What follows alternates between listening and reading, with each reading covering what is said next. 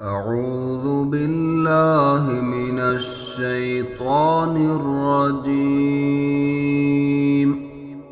بسم الله الرحمن الرحيم.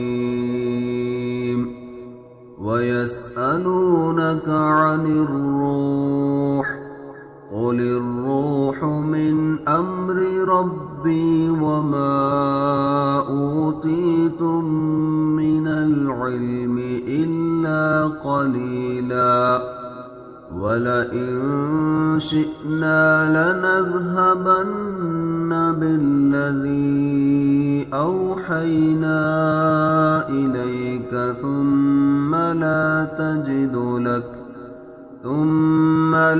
تجد لك به علينا وكيلا، إلا رحمة من ربك إن فضله كان عليك كبيرا.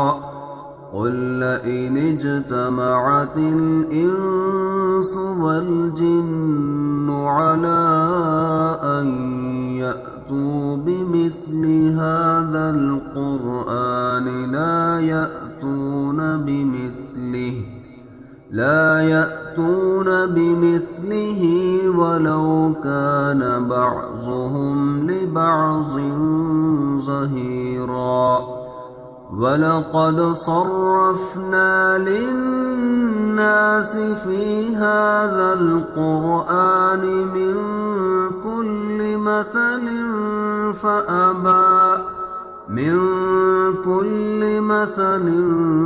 فأبى أكثر الناس إلا كفورا. وقالوا لن نؤمن لك حتى تفجر لنا من الأرض ينبوعا، أو تكون لك جنة من نخيل وعنب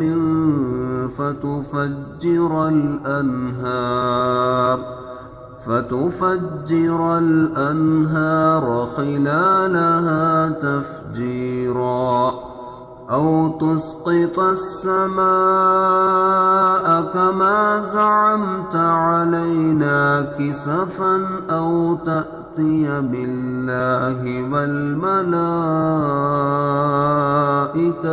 قبيلا، أو يكون لك بيت من زخرف أو ترقى في السماء، ولن نؤمن لرقيك حتى تنزل علينا كتابا نقرأه. قل سبحان ربي هل كنت إلا بشرا رسولا.